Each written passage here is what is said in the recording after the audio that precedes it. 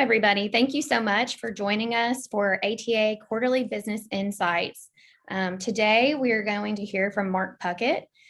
He is a partner with ATA in the tax department. He's going to give a legislative update, and we're going to have lots of great content. And so hopefully by the end, we'll have some time for questions, and you can also drop them in the chat. This will be recorded, so look for it on our YouTube video, and we'll post it to our website. Let me know if you need anything. We'll drop it again in the chat, and we'll go ahead and kick it off because there's a lot to cover. Go ahead, Mark.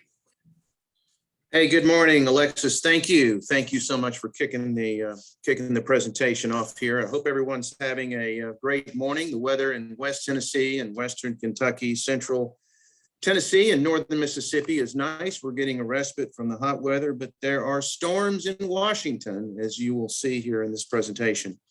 As Alexis mentioned, I'm a tax partner at ATA, and I reside in the Memphis office when I'm not taking a break to go home and catch a few Z's. Alexis, we really appreciate you. I want to thank Alexis, our marketing director. She was a major contributor behind the scenes to get this thing up and running, and for that we thank you. All the presentation, all the little technical things behind the scenes that make this happen. She got it going and got me through the technology. Thank you so much. Today, again, as I said, I'm going to be talking about the federal income tax changes that are being bantered about in Washington. So without further ado, let's jump into it. I'm going to go into the, what did I do? Okay. I'm going to talk about the Green Book on May 28th, 2021. The Biden administration released the so-called Green Book. Now, in the interest of full disclosure, let me assure you, this is not the same Green Book that won Best Picture at the 2019 Academy Awards. The movie, The Green Book, was a biographical comedy drama. No, due to the extent of the proposed tax increases, I would say that the 2021 Green Book is more akin to the horror genre. Much like Carrie, Night of the Living Dead, Children of the Corn, Nightmare on Elm Street, The Texas Chainsaw Massacre, and Scream. Based on client feedback I've received, perhaps a more fitting title would be Nightmare on Main Street. The Green Book is a 114-page explanation of the tax proposals in the budget. And if you're bold enough to read all 114 pages and do not encounter a poltergeist or two, I suggest you read it again.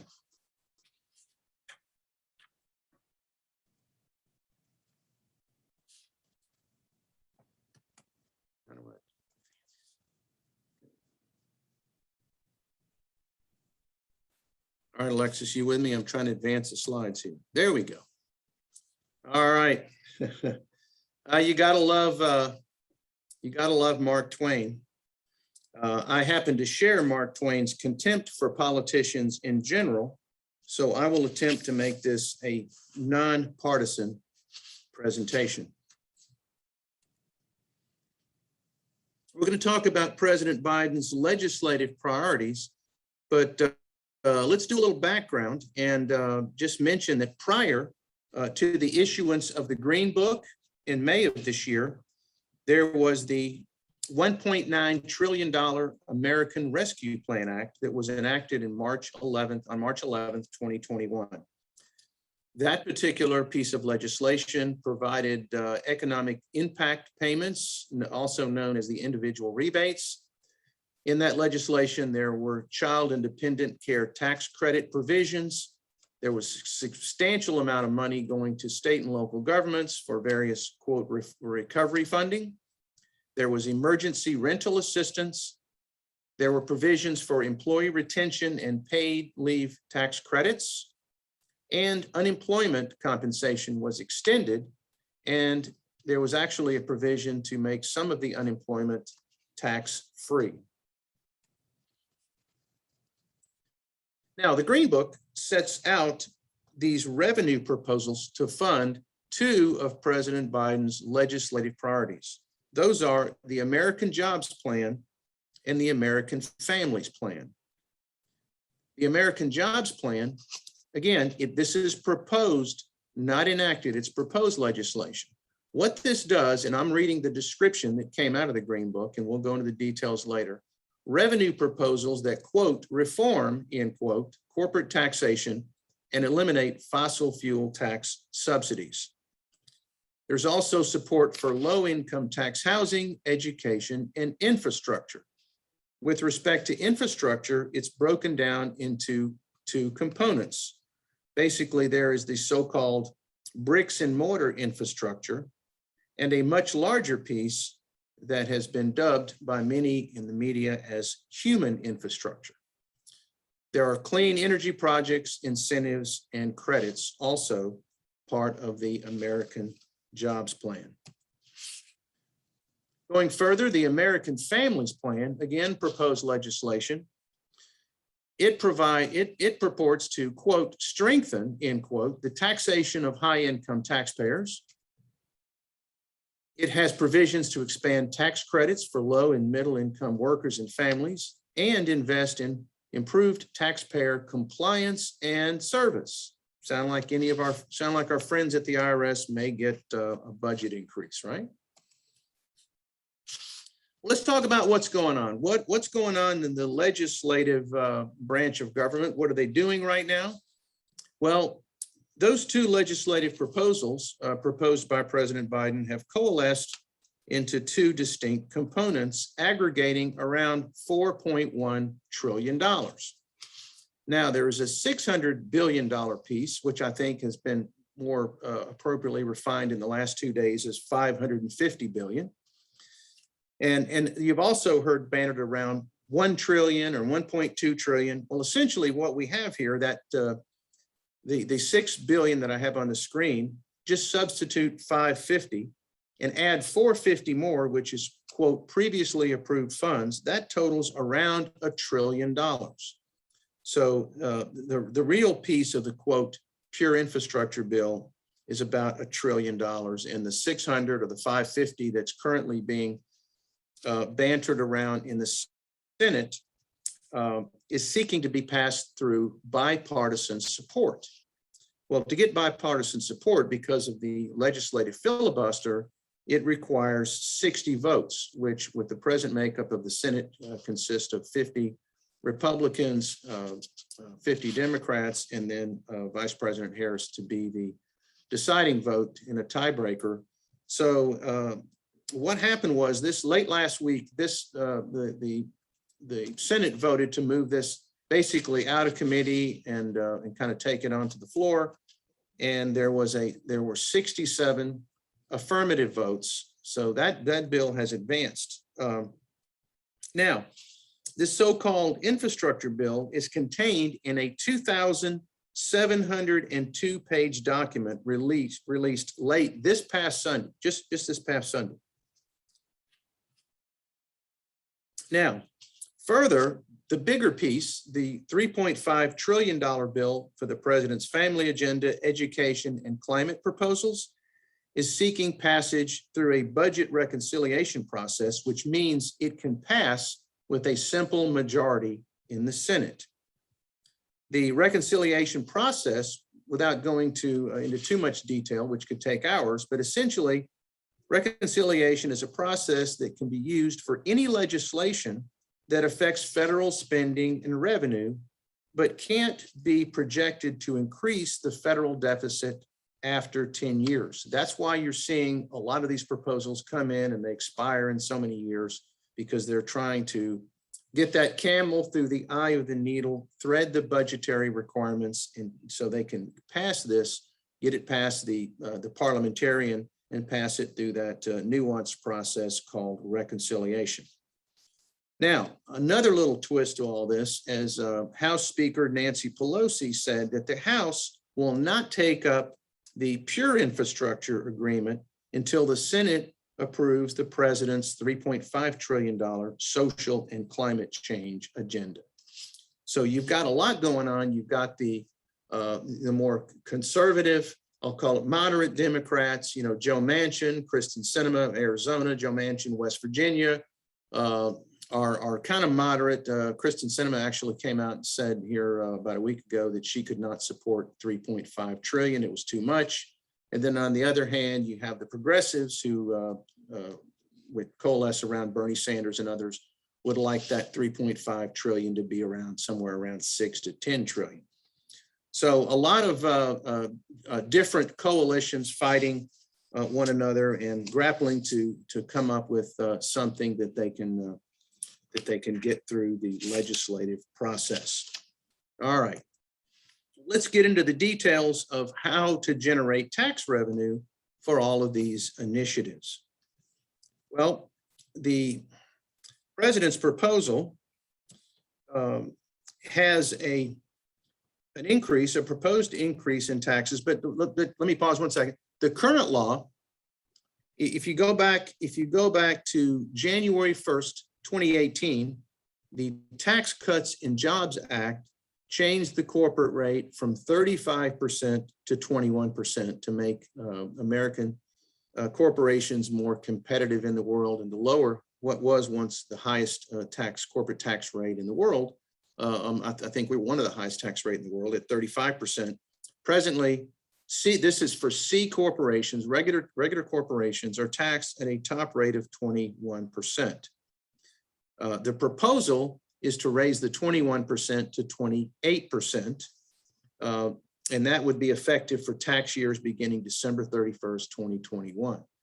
So as far as handicapping that, I would say that there is a fairly good possibility or probability that that rate will make it to 25%. West Virginia Senator Joe Manchin has already endorsed a 25% rate, and I think various comments by President Biden has indicated that he could live with 25%. But once again, all of these revenue proposals have to add up to offset the spending to make this through what we call the reconciliation process, because otherwise it will not pass as enacted. Okay. Now, the other two pieces here, the CFC, that is controlled foreign corporations. There's global minimum tax, CFC controlled foreign corporations presently pay a 10.5% US effective tax rate. The proposal is to raise that to 21% on transactions completed after the date of enactment. Again, I'll be going over just briefly mentioning, but not going into any detail, some of the foreign provisions. As you see, they are also going to be increased and offset for the increase in the corporate rates. Now, this next line, the last provision on this page, I've kind of personally named this the Amazon rule. The Amazon rule. What happened is Amazon came out and reported, huge financial statement earnings, but they have tax losses. Now, it was pretty logical to me as a tax professional why they would have huge book profits and yet have significant tax losses. Can you say bonus depreciation for the Amazon planes, trucks, computer servers for Amazon Web Services, et cetera? But despite that publicity got the attention in Washington. So the proposal is to have a 15% minimum tax on book earnings in excess of tax earnings for those corporations with revenues exceeding $2 billion, or actually, I guess profits exceeding $2 billion. And that would apply to tax years beginning after 12/31/21. So if any of you out there, our clients, have profits in excess of $2 billion, this should concern you greatly. Now, going forward with the business taxes, there is a proposal to quote, reform the taxation of foreign fossil fuel income. There's a proposal to repeal the deduction for foreign derived intangible income, the so-called FDII. There's also a proposal to replace the base erosion anti-abuse tax, or BEAT, with the quote, stopping harmful inversions and ending low tax developments rule, or SHIELD. There's also proposals to restrict the deduction for excessive interest of members of financial reporting groups for disproportionate borrowing in the United States. And lastly, a provision to provide tax incentives for locating jobs and businesses in the U.S. and remove tax deductions for shipping jobs overseas. So what this does is creates a general business tax credit for 10% for eligible expenses paid in connection with onshoring, as opposed to offshoring, a U.S. business presently operated abroad, and to eliminate deductions for businesses that offshore their business outside of the U.S., with the exception of providing severance packages to U.S. workers. There is a housing and infrastructure proposal to expand the low-income housing tax credit to provide neighborhood homes investment tax credits. They also propose to make permanent the new markets tax credit and provide federally subsidized state and local bonds for infrastructure.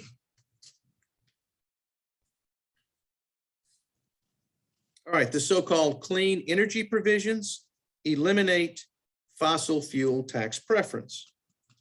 What this does, it guts the most significant oil and gas deductions, incentives, and credits. It eliminates intangible drilling cost.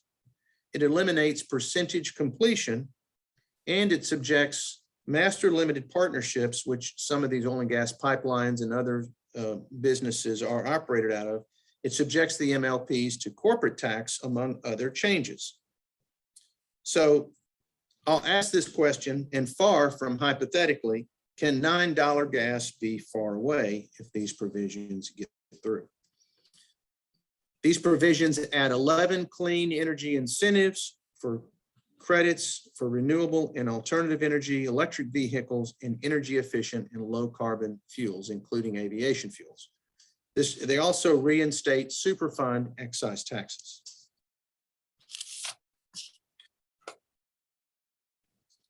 All right, let's look at the proposals for individual taxes. How does, what's that old channel everybody's listening to? WIIFM, okay? What's in it for me? Well, here's what's in it for you. Presently, individuals pay a top personal individual tax rate of 37%. That's the marginal rate, and it applies to taxable incomes that exceed $628,300 for married filing jointly, $523,600 for singles, and $523,600 for heads of household. The proposal is to take that rate to the rate prior to the jobs and Tax Reduction and Jobs Act that went into place in 2018, to take this rate back up to the previous rate of 39.6 marginal rate. But notice what it does, folks. It lowers the taxable income thresholds fairly significantly to $509,300 for married filing jointly, $452,700 for singles, and $481,000 for heads of household. And this would apply for taxable years beginning after 12/31/21, which would be next year. So you say, okay, not the end of the world, right? Not the end of the world. Well, what's that old expression? Will you please hold my beer? Here are some more tax increases that are probably not going to be, probably going to be a lot less popular than the individual tax increase. This is one of the most controversial tax increases that have been bannered about. I think President Biden, when he was candidate Biden, talked about increasing the capital gain tax rate to ordinary income tax rate for, quote, wealthy individuals. Well, that's what's in the Green Book. Presently, capital gains, long-term capital gains, that's capital assets held over a certain period, primarily 1 year, unless you get into partnerships and you get into the carried interest rules. But for almost everybody, it's a capital asset that's held for more than a year, can qualify for a favorable tax rate up to 20%. And some middle-class taxpayers actually hit a point where, at the lower income level, long-term capital gains are tax-free, and then they graduate all the way up to 20%. That tax can be as high as 23.8 for wealthier filers, which includes the net investment income tax of 3.8. So you're looking at 23.8 all in if you are at a certain tax bracket today. The proposal makes the 23.8, or actually the 20, go to 39.6 for incomes exceeding $1 million. And if you add the 3.8, we're talking 43.4, including the net investment income tax. So, and also, when this was introduced, the effective date, again, this is proposed, but the effective date would be all gains recognized after April 21st, 21. And the idea here is they did not want to spook the markets, if you will, by having this be a prospective date. So I guess it's, the reality is it's retroactive. Further, there are estate and gift tax. And by the way, if you sell a farm or a business, this is going to hurt. This is going to hurt. There are some provisions for relief and deferral and so forth that we'll briefly touch on. But in the estate and gift tax area, right now, if an individual passes away, their income tax basis for the assets that they held at death is reset to fair market value. And if they gift assets to their family, then they have what's called a carryover basis, where the income tax basis that the donor had carries over to the donee. What the proposal would do would make these unrealized gains taxable upon transfers by either death or gift. Now, there are exceptions to apply or to actually postpone or defer the tax caused by either death or by gift to transfers to surviving spouses and charitable beneficiaries. Property transfers at death or by gift after December 31st, 2021, with a $1 million per person exclusion. Now, the tax is, again, according to the legislation, the tax from these gains realized at death would be deductible on the decedent's estate tax return. So you get a little bit of relief, but from the estate transfer tax, but you still pay the income tax. There's also kind of a surprise in here that assets transferred to non-grantor trusts, partnerships, and other non-corporate, non-C Corp entities, I guess would be non-S Corp, non-C Corp entities. Folks, this is actually business formations, assets transferred to partnerships, assets transferred to LLCs. Right now, assets going into pass-through entities may be made on a tax-deferred basis. In other words, the same basis that the sole proprietor or a group of individual investors, they put assets in, those transfers may be made on a tax-deferred basis. The proposal is that those properties transferred to or from non-corporate entities, with the exception of grantor trust, would be recognition, i.e. taxable events. That would apply to property transfers after December 31st, 2021, with tax deferral for certain family-owned and operated businesses.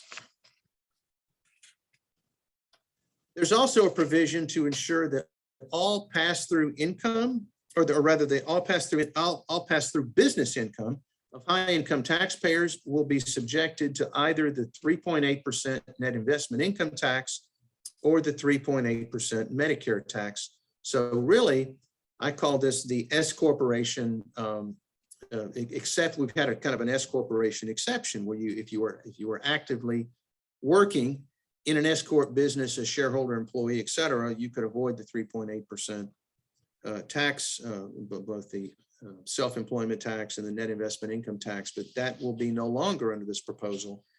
And basically all taxpayers, all incomes in excess of $400,000 will in some shape or form get hit with the 3.8% net investment income tax or Medicare tax.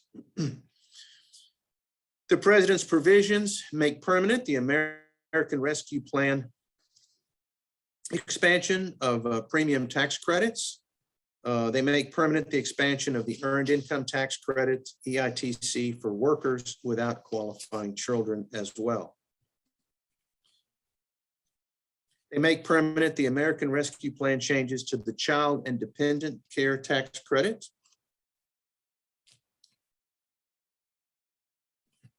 extend the child care tax credit through 2025 and make permanent full refundability.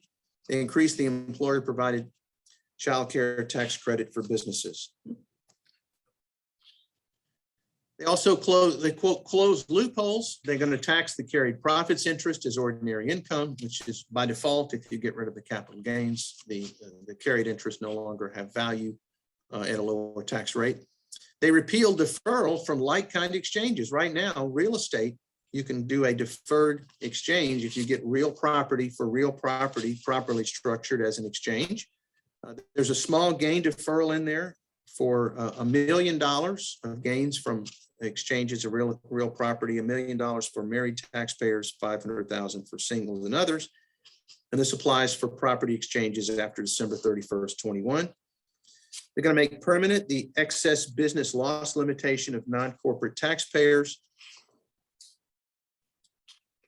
and have significant increases to the IRS budget and allocate additional resources to, quote, increase enforcement against taxpayers with incomes exceeding $400,000. They increase the oversight of tax return paid preparers, expand information reporting of crypto assets, and various other measures. Now, actually not part of the Green Book, but there are other proposals out there that have been bandied around, including to provide full Social Security taxes to all types of income for those individuals making over $400,000. There's been this notorious wealth tax, which is probably a non-starter and not going anywhere. There's a talk and probably a potentiality, I mean, a strong potential for the estate and gift exemption to drop to 3.5 million and gift taxes to $1 million, and even increase the estate and gift tax rate from 40 to 55% or even greater. And lastly, to cap itemized deductions for individuals, to restate the so-called PEAS phase out, talking about repealing or relaxing the current $10,000 cap on state and local taxes at the urging of many high tax state legislators, and crazy enough to apply a mark-to-market regime to tax all of your unrealized gains on securities annually if you're wealthy. So that kind of wraps it up. I know there's a lot here to digest. I went through it quickly, but Alexis, do we have questions? Anything I need to add? Okay, as of now, there's nothing in the chat. If you have a question, please go ahead and unmute and ask it, or you can drop it in the chat for us, and we'll take a few minutes. Hope they have some questions. At this point in the presentation, I always ask, is there anyone out there yet I have not offended? So if you ask a question, then I can make sure that I get to you and be an equal opportunity offender, okay? But we appreciate your participation. We absolutely do. And while we wait, we had a drawing while you were speaking. I basically am drawing for an ATA swag bag and an Amazon gift card. And that winner is Charlotte Witzenberg. So congratulations to Charlotte. And I will get your email address after this so we can get those goodies to you. Charlotte, I will not weigh in on the taxability of that award. Your secret is safe with me, and I can assure you that ATA will not be issuing a Form 1099 either. We have a question from Sean Wilkins. It says, can you review just briefly the estate limit change? The estate, now, Sean, I think maybe you're talking about like presently we're at, I had it written down, $11,700,000 or thereabouts per individual. And we're talking about lowering that to 3.5 million per individual as their lifetime exemption, which is a significant decrease. As you recall, before the President Trump tax change came into play, we were at 5 million for every individual and 10 million indexed for inflation for a married couple, and that basically doubled to approximately 11 million. Now it's I think 11,700,000, but let's say 22 million for a married couple. We're going to drop that down to 3.5, total 7 for a married couple. Now, what they've said, and there've been the IRS has come out and clarified that if an individual or a couple used the higher $22 million exclusion presently in place, that when they lower it, it will not trigger an additional estate tax by the very lowering of it. But so a lot of folks are trying to use that estate exemption right now, doing a lot of planning with high income, high net worth individuals. But this is pretty significant. I hope that answers your question. Okay, great. And he said, yes, it does. So awesome. If there aren't any more questions, it did just hit 12 o'clock. So that's when we were going to wrap this up by, but we will have more insights to come next quarter. So be on the lookout for the topic and the date. Mark, is there anything else you would like to add? Yeah, I just want to say that, where these tax changes come in, I really do expect some significant tax changes and tax increases that will hit a lot of our clients. And as we see more developments come out, ATA will be trying to put out more information as things progress. But there's a lot to keep your eye on out here. And, they've got to pay for this stuff somehow. So you can be assured that the changes, some of these changes will in fact get through in one form or another. So good luck. I hope this didn't ruin your lunch. So enjoy your afternoon. And thank you for participating, Alexis. Thank you so much as well. Okay, and we do have one more question. I don't know if you want to go ahead and answer it now or answer it offline. Hey, I'm ready to go. Okay, Russell Truel, he said, has there been any discussion of indexing the 400K threshold for personal taxes? I'm presuming you're talking about that 400 threshold that some of these triggering tax events take place. Typically, it is indexed for inflation. I mean, I don't recall that level of specificity in the Green Book, but typically those are indexed but if you're relying on inflation and to keep you out of that, so many of our clients are pass-through entities, LLCs, S corps, and so forth. It's going to hit them hard, but I would expect that to be indexed. Presently, the itemized or the standard deductions are indexed. The gift exclusions are indexed. So many other provisions are indexed in the statute that I would expect that as well, Russ. I hope that answers your question. Okay, and then lastly, if you would like these slides, please just email us, and we have your email addresses actually, so we will email it out to everybody that's been present on this presentation, but we will not post the slides to our website or anything. So if you're on this presentation, you will get a copy. All right, well, thank you, everybody. Enjoy your day, and thanks so much for participating. We appreciate it. All right, thank you. Goodbye. Bye-bye.